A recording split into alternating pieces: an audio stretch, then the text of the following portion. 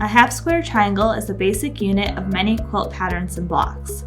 It's a square block consisting of two right triangles and is often noted in patterns by its initials, HST.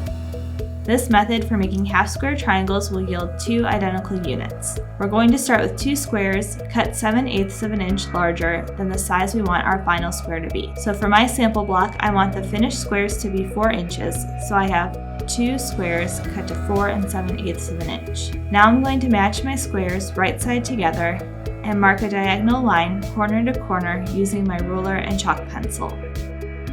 Now that this line is marked, I'm going to stitch on either side of the mark using a 1/4 inch seam allowance.